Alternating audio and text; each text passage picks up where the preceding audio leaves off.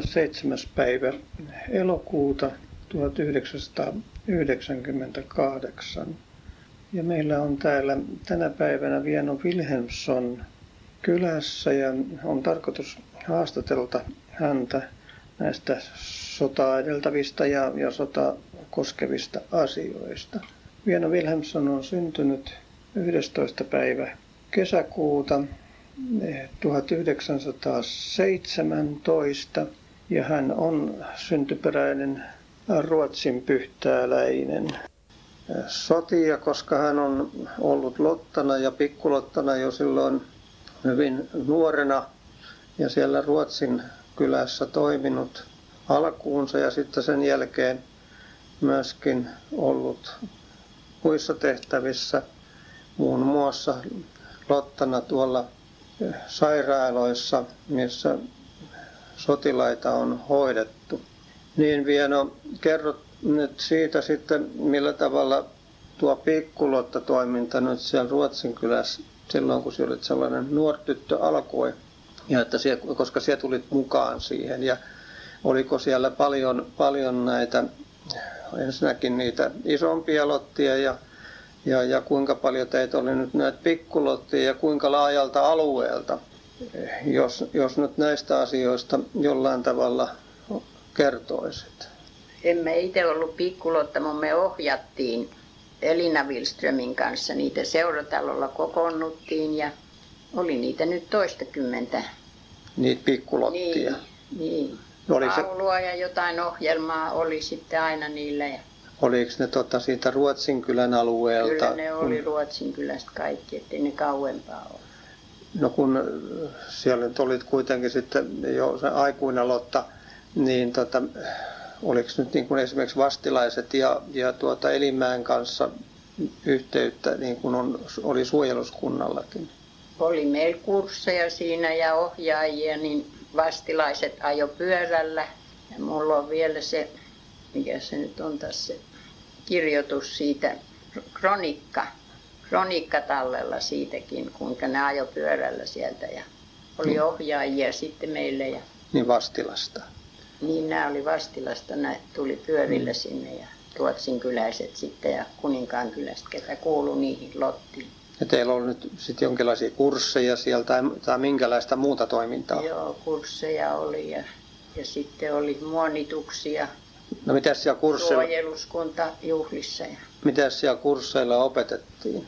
No se, muistan nyt, mutta että niin kuin lääkintää, meininkiä ja kaikkia tuommoista. Mistäs päin ne ohjaajat oli? Oliko se kauempaa sitten? Oli niin, jostain lottapiiristä ne oli, oliko ne Kotkasta vai mistä? No muistatko se yhtään kuinka paljon nyt suunnilleen teet sitten oli yhtä aikaa? No kyllä niitä varmaan 20 oli. Niin, no, kuuluuko siinä myöskin sieltä Kuninkaankylän puolelta, oliko sieltä? En muista, mutta kunhan me lukisin sen kronikan, niin sitten siitä selviäisi aika paljon. No niin, tämä nyt oli kuitenkin sitä ennen sotaa olevaa aikaa ja sitten kun alkoi se sota 1939, niin missä vaiheessa silloin joudut sitten mukaan tuohon lottatoimintaan ja tähän lääkintäpuoleen? Mä olin vasta sitten, kun ne alkoi kotiutumaan, niin Elimäelle haettiin sitten väkeä. Sitten siinä uudella pankilla ei ollut vielä mitään toimintaa, niin siihen rakennettiin sitten, ketä tuli semmoisia sairastuneita ja oli Ruotsista, ruotsalaisiakin muutama potilas. Toisin sanoen se oli se, joka oli säästöpankkina nykyinen Merita. Niin. Joka ei ollut silloin vielä jossa ei ollut palkkitoimintaa alkanut, vaan ei. Että se tuli sotasairaalaksi ensimmäiseksi. Joo. Ja oliko siinä nyt sitten noita vuodepaikkoja noin suurin piirtein kuinka paljon? Niitä oli 2 kerroksessa, että miten niihin huoneisiin mahtui sitten. Että melkoinen joukko. Joo. Oliko siinä lääkäri ihan vai oliko nämä Elimäen lääkärit? Elimäen lääkärillä sitten. Ja kuinka kauan siellä nyt suunnilleen olit sitten siinä paikassa? No kun ne tuli kotiutettua, niin sittenhän se sota oli loppunut ja se kotiutumisjuttuhan siinä nyt sitten muutaman kuukauden kesti. Niin silloin just nimenomaan kun talvisota loppui. Eikö tuossa ollut, kun se ylihoitaja, sehän oli se aika, mitä minä olin siinä. Tämä loppui sitten tähän, kun ne meni. No niin, nythän meillä on tässä tämä Vienon todistus, minkä hän on saanut sieltä Elinmäellä oloajasta, joka kuuluu seuraavasti. Lotta Viene Wilhelms on toiminut 51. sotasairaalassa sisätautiosastolla lääkintälottana ajalla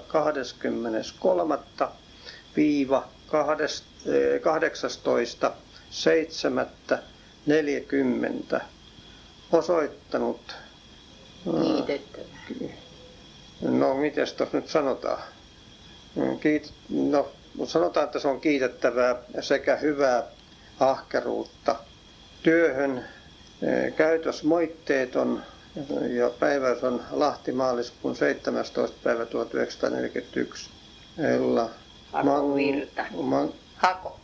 Hakovirta. No niinpä se onkin. Ylihoitaja. 51. sotasairaala ylinhoitaja. No niin, tämmöisen todistuksen sinä olet saanut sitten Elinmäeltä ja sen jälkeen sinä nyt sitten olet jo kotiutunut, koska sota oli silloin päättynyt ja olit sitten niissä kotihommissa aina niin kauan, kunnes alkoi se 41 niin sanottu jatkosota ja sitten siellä joudut siihen osallistumaan sillä tavalla, että menit Lapinjärvelle. Komennus vissiin Lapinjärvelle. Lapinjärvelle. Ja kerropas siitä Lapinjärven hommasta nyt jonkin verran, että missä se siellä oli ja oliko se nyt myöskin sitten sairaala. Ja. No niin, jatketaanpas tuosta, kun vähän pieni keskeytys tuli niin, että olit Lapinjärvellä pienviljelijäkoululla, oli se sotasairaala ja työ joudutte sinne koska?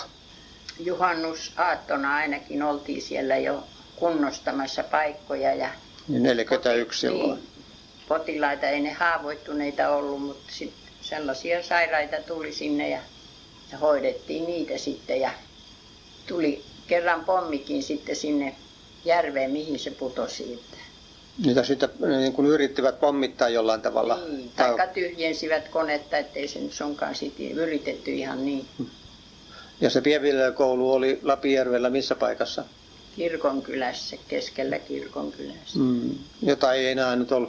No ei ainakaan siinä olemassakaan, en ainakaan ole kuullut. Siinä kouluna, ettei ja se oli ilmeisesti ruotsinkielinen koulu. Niin, semmoinen 2-kerroksinen iso talo oli. Joo, ei tunne niin paljon Lapinjärveä, että tietäisi. No, sieltä lähdettiin sitten niin kuin Kuusankoskelle. Muistatko yhtään kuinka kauan tulitte nyt sitten siellä Lapinjärvellä, noin suurin piirtein?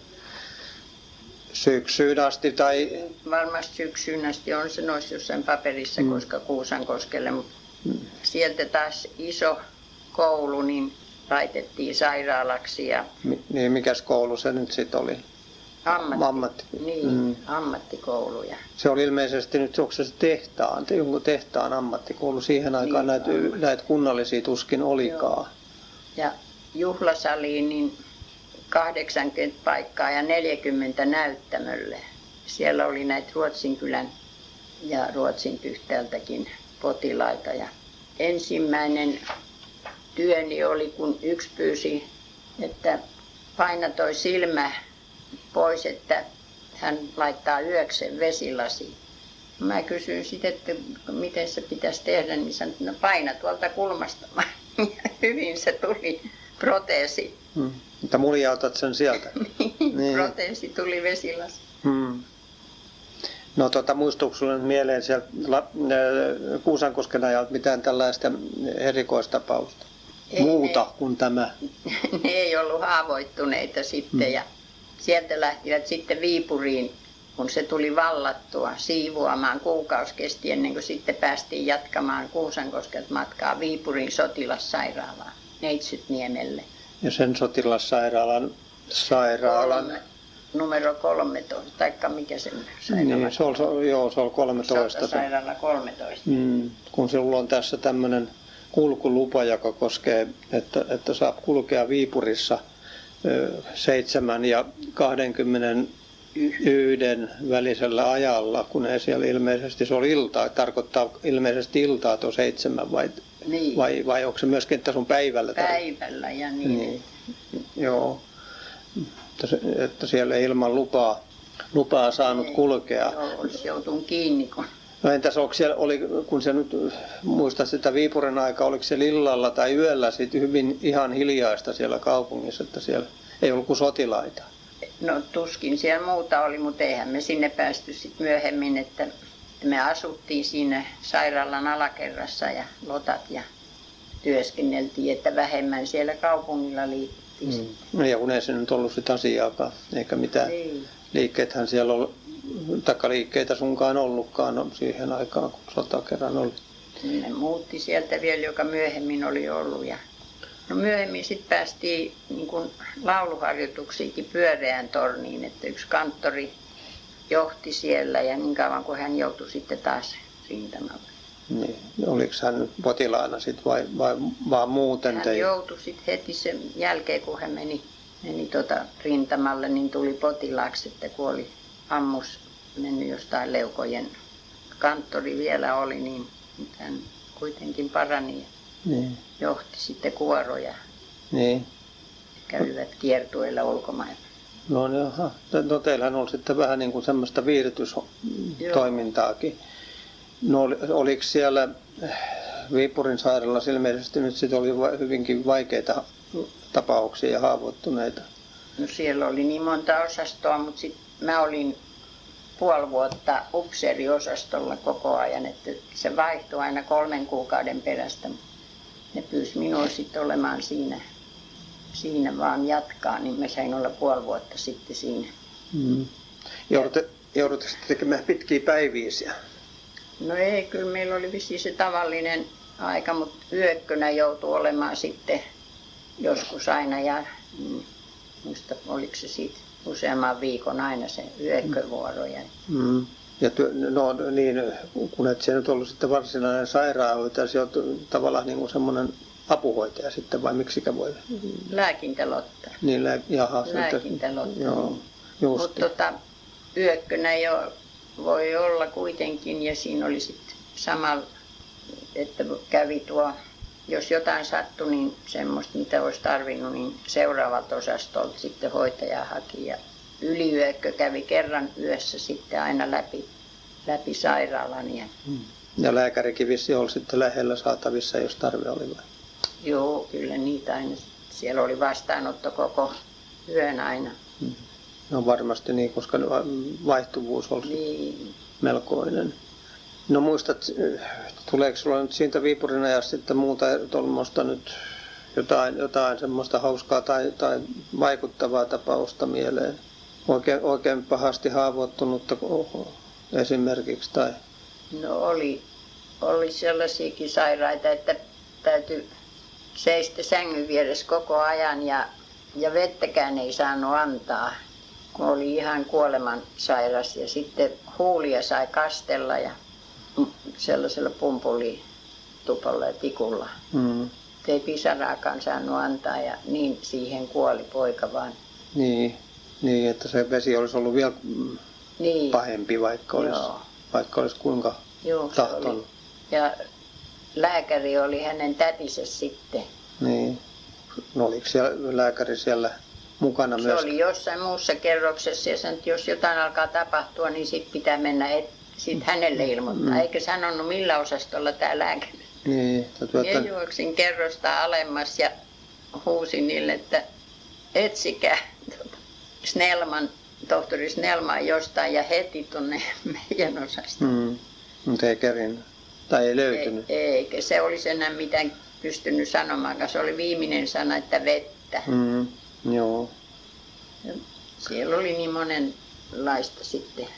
No varmasti. Kun se oli upseeriosasto, niin se oli monipuolista sitten. No sinä olit sitten siellä Viipurissa Ja sen jälkeen joudut taas jatkamaan matkaa, taikka lähditte taas komennuksen Rovaniemelle, oliko se niin vai kuinka? Mä tulin kesäksi koti sitten, kun mä puoli vuotta olin ollut tuolla. No antoiko se helpolla sen kesälomaan, sit kun siellä tarvitsit sitä maatalouslomaa kesäksi kotia, niin No kyllä, saiko se helpolla? Kyllä, niin siitä päästi. Mm. Mutta mä sitten taas anoin jo muuas sen jälkeen pohjoiseen. Joka oli sitten jo noin 42 sitten. Yksi jo. Ei vaan kaksi, Kaksi. koska tuolla 41 olit siellä Viipurissa. Joo. Niin 42 sitten Syksyllä lähdin sitten. Joo, se niin kuin Rovaniemen kohden. No entäs sitten minkälaisen paikkaan se siellä joudut? No mullahan oli Littera Petsamoon, Rovaniemi Petsamo. Mutta Rovaniemellä niin oli siitä taas hälytys, että tuonne Norjan rajalle päin. Niin se jäi sitten Petsamo näkemättä ja siellä sitten jouduttiin lappalaisten kanssa asumaan 9 kuukaudeksi lappalaistaloon. No minkälainen lappalaistalo se nyt oli siihen aikaan sitten? Se oli 2-kerroksinen puutalo ihan. Hirsistä vai? Niin, Rajajoki kulki siinä. Niin. No lappalaiset siihen aikaankin varmaan puhu suomea. Joo, osas ne. Niitähän oli sodassakin. Niin, että se ei sitä varsinaista lapen kieltä, että tarvin opetella. No ei, kyllä ne sen verran ymmärsi. No niin, ja nyt ollaan siinä pisteessä, että se joudut sinne lappalaisten kanssa ja joudut asumaan sinne lappalaistaloon. Ja se oli hirsistä rakennettu, niinhän sitten äsken tuossa. 2-kerroksinen. Niin, ja oliko siinä ihan semmoinen lämmin asunto niille? Joo, ihan tavallinen talo. Niillä on poroja sitten. Joo, niillä oli. Ja Mutta pojat niin oli sodassa kanssa. Toiselta meni jalkakin vielä siltä lappalaispojalta. taikka näit siellä sitä poikaa sitten? Joudut siellä tekemisissä sen kanssa sitten? No ei, se oli sairaaloissa, mutta kyllä minä sen tapasin siellä kuitenkin. No mites tuli siellä jotain kerrot siitä hevosen lainaamisestakin sieltä Norjan puolelta tuolta niin lähellä rajaa, että Norjan rajalla oli ihan lähellä. Kerropas nyt siitä tarkemmin. No, lääkäri vei meidät tuohon taloon ja sitten meidän piti käydä niissä lappalaistaloissa, että ne turkikset piti joka päivä viedä ulos tuulettumaan ja pelättiin pilkkukuumetta, kun saksalaisissa oli pilkkukuumetta siellä, kun ne kulki läpi Norjan puolelta tänne Suomen puolelle. Ja sitä varjeltiin siinä ja oltiin 1 kuukausi siinä talossa. Ja sitten kerran niin tämä isäntä se vei lainahevosta takaisin tuonne Norjan puolelle ja pyydettiin siitä, että päästä mukaan, eikä yhtään ymmärretty, että ei sitä nyt rajojen yli lennetä, vaan noin. Ja saksalainen oli siellä sillalla ja sitten tämä toinen Lotta, niin se osasi sen verran saksaa ja huusi, että kyllä me kohta tullaan takaisin. Jäi se sitten, antoi meidän mennä. Me tultiin sitten sinne norjalaistaloon ja isäntä ompeli punaisella langalla semmoista nenäliinan kokoista lappua ja me kysyttiin, että mitäs hän siitä tekee, niin sanoi, että silmiliinaa vaavalle, että kun hän on kuollut. Ja haluatteko te nähdä häntä? No, mehän oltiin valmiit. Mennään vaan katsomaan se yläkertaan, niin sitten vaimo makasi siellä sängyssä ja tämä isäntä veti sieltä sitten paperisäkin sieltä sängyn alta ja siellä oli sellainen pieni pulkka ja se vaava makasi siellä pulkassa ja sitten tämä laittoi sitten sen silmiliinan siihen kuolleen vaavan silmille ja sitten taas takaisin siihen säkkiin, mutta mä en muista kysyttiinkö me, että mihin sitä haudataan sitten. Eihän, siellähän oli kauheat matkat, että mihinkään hautausmaihin tai muuta. Niin, niillä on sellainen tapa, että tämmöinen liina niin, sitten että miten ne sitten sen hautaamisen teki. Mutta sitten siinä oli sellaisia nuoria lapsia, tyttöjä ja poikia ja ne puhuu vain, että riuku finski. Ei me ymmärretty, ei ne sanonut, mitä ne sillä tarkoitti, mutta sitten jostain kysyttiin, niin ne sanoi, että ne tarkoitti pitkiä, että me mukaan oltiin pitkiä se riuku. Niin ne lappalaiset ollut ainakin siihen aikaan aika pieniä ihmisiä. Niin. Niin. No sitten tultiin kävellen sitten taas sen, oliko se nyt Tenojoki vai mikä se Rajajoki on siinä, niin taas tänne taloon sitten, kun hevonen oli viety ja rekki sinne, niin siinä asuttiin sitten kuukausi. Venäläisiä oli samassa parakissa. Sitten, niin me tultiin ihan sieltä rajalta sitten taas tänne tietyömaalle, mikä tuli Suomeen. Ja asuttiin sitten parakissa. Siinä oli yhdessä osassa me, sitten oli työnjohtaja, sitten oli semmoisia venäläisvankia, jotka kävi rakentamassa sitä tietä ja sitten oli vielä niiden sairaat siinä yhdessä osassa sitten samaa rakennusta ja sitten niillä oli pihalla keittiöt ja saunaa ja kaikkea. No, Suomalainen oli sitten vielä semmoinen, joka oli loikannut Venäjälle ja se oli tiskaamassa siellä, Koskinen nimeltään. Joo, että ne antoi sillä tavalla hänenkin sovittaa sitä sinne loikkaamistansa vaan noin inhimillisellä tavalla. Ja sitten saatiin syödä siinä, kun ne niille sitten, niin työnjohtajia ja kaikki, niin niillä oli ruokalla siinä. Ja säkittäin sokeria, se oli saksalaista muonaa, saatiin tupakkaa ja annokset, mitä kuului aina.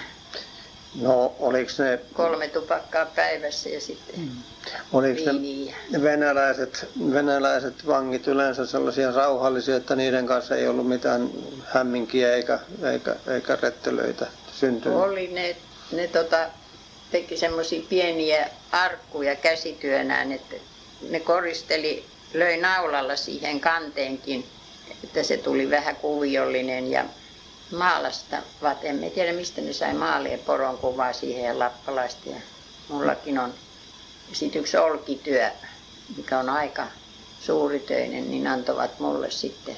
Se on niiden puhdetyötä, sitten Niin. sellaista vapaa-ajan työtä. Joo. Ja päivällä ne oli Niin siellä. mun oli näin sairasosastolla, Aha. jotka oli. No ja päivällä ne oli kuitenkin siellä maantietyöllä tai siltatyömaalla. Niin se työporukka, mutta nämä, jotka oli sitten siinä toisessa osassa, Ja aivan ne, oikein. Joo. ne teki ja sitten niille antoi sitten leipäpalan kiitollisuudeksi sitä, kun ne askarteli ja teki sitä antoa. No siellä varmaan oli vangeillakin nyt suhteellisen vapaat oltavat. Niillä oli saunat aina kuumana, mutta sitten kun oli lanttu, että voi paistaa siellä kiukoja, niin sitä ne ei syönyt. Niin, että ne ei ollut tottunut lanttuun Ei. syömään. No joudut siellä sitten kauan olemaan tässä paikassa. No olikohan se kuukausi kaikkiaan ja sitten sieltä taas pasitettiin Kemiin. Ja no niin, te olitte siellä Lapissa sitten vähän niin kuin vartioimassa sitä pilkkukuumetta niin, että se tarttuisi suomalaisiin, mutta se ei nyt sitten tarttunut ja sen jälkeen työ joudutte muuttamaan Kemiin. Kuukausi sen jälkeen, niin sitten tuli Kemiin komennus. Ja sitten oli siellä taas sairaala. Joo, ja Rovaniemellä pidettiin suuret lähtiäiset sitten ja kiitosjuhlat, kun oltiin siellä Lapissa. semmoisessa pakkasessa ja venäläisten kanssa samassa parakissa asuttiin. Muistatko yhtään kuinka korkealle pakkaset sinä talven nousi? Ei sunkaan siellä mitään mittaria ollut. Lunta oli paljon. No oli lunta ja Ja porolla kulitte jonkin verran. yritin noin kokeilla sitä, sen maantietä. Ja sitten kerran Inaristakin haettiin postia. Oli sellainen hullu hevonen, joka ei osannut pysähtyä muuta kuin seinää vasta. Jaa, tai puuta. Kun ei puuta ollut. Inarista asti haettiin postia. Niin. No postiauto kulki kyllä sinne rajalle asti, mutta oliko se kerran viikossa tai jotain tuommoista. Sitten ne pääsi lappalaisetkin sinne, jos oli lääkäriin tai muuhun asiaan kauemmas. No niin, sitten kun se komennus sieltä loppui, niin kuin äsken jo mainitsit, että teillä oli sitten läksiäisjuhlat ja sen jälkeen siirrytte Kemiin. Joo. Ja siellä oli sitten sairaala, niin ikään sotasairaala. Mä en tiedä oliko se sotasairaala, mutta että siinä oli sitten sotilaita meidän kerroksessa missä oli, mutta siellä oli muita potilaita sitten alakerrassa ja siellä kun tarvitse johonkin paikkaan taas, niin mä olin hammaslääkärin apulainen 2 viikkoa, kun sieltä Lotta oli jo ottanut kaverilta hampaan pois, niin se joutui lähtemään. Sitten mä joudun taas siihen tilalle 8 viikkoa. Sitten taas lastenosastolle tarvii olla, siellä mä olin 2 viikkoa. Niin, että siellä on siviilipotilaat ja sotilaat. Niin eri kerroksessa sitten. Joo. Ja siellä yksi pikkupoika sanoi, että täti vie minua noita pikkuraukkoja katsomaan, kun oli lasiseinä ja sitten se halusi sinne toiselle puolelle. Niin mä kannoin sen silleen ja näytin niitä toisille. Niin. Ja missäs mä siinä nyt sitten vielä olin. Niin sitten kesäksi ne pyysi tuonne leikkaussaliin, kun mä olin 2 kertaa ollut katsomassa sitä leikkaussalimeininkiä. Ja ensimmäisellä kerralla, kun ne laittoi ämpärin siihen, kun leikattiin struumaa, niin mä ajattelin, että sieltä alkaa vuotaa verta niin, että se menee siihen ämpäriin. Mä nojailin seinään, mä ajattelin, jos pyörryn, niin menee hiljaa lattia. Mä näin, että nyt mä pumpulitukkoja pudotettiin siihen ämpäriin, niin sitten mä uskalsin jo lähemmäs. Ja tohtori näytti sitten leikkasi halki sen struuman ja kuinka kova se sitten oli. Ja toisella kertaa niin sitten kun vatsa oli auki ja sieltä kasvain leikattiin, niin sitten mä uskalsin olla jo lähempää. Ja sitten ne pyysi kesäksi sinne leikkaussaliin töihin, mutta kun mun taas piti tulla kesäksi sitten kotiin, niin sitten Kemi jäi ja äiti meni vissiin niin huonoon kuntoon sitten, että mä enää päässytkään mihinkään. Täytyy tehdä ne kosityöt, kun oli Niin se on nyt sitten. Maatyötä ja metsätyöt. Ja On kysymyksessä nyt sitten vuosi 1943 ja silloin toukokuun alku, kun siellä. niin papuksi tulin sitten etelään. Niin. Ja sitten sillä tavalla se sun palvelu siellä Lottana tuolla sairaaloissa tavallaan niin kuin päättyi. Joo. Että tuli ne muut hommat sen jälkeen. No näin jälkeenpäin ajatellen olihan siinäkin monta erilaista vaihetta sinunkin kohdalla ja monen eri vuoden aikana kuitenkin tuolla palvella noita Ainakin 2 vuotta tuli palveltua siellä. Niin. Vähän enemmän. Ja monenlaisissa tehtävissä tietysti kun vuosia on kulunut, niin ainahan siitä jo muistot tahtoo varmaan haalistua, että kaikki Päivämäärät ja vuodet. Niin. terävemmillä he ei enää muista niitä tapahtumia, mutta kuitenkin saada sitten jonkinlainen kuva myöskin Lottien ja Lotan, tässä tapauksessa yksittäisen Lotan toiminnasta sota-aikana. No niin, siellä vielä olet kuitenkin saanut vielä Mannerheimiltä 46 tällaisen kiitoskirjeen vastaanottamastani hyvän tahtoisuuden ja ystävyyden osoituksista pyydän esiin tuoda vilpittömän lämpimän kiitokseni Mannerheim.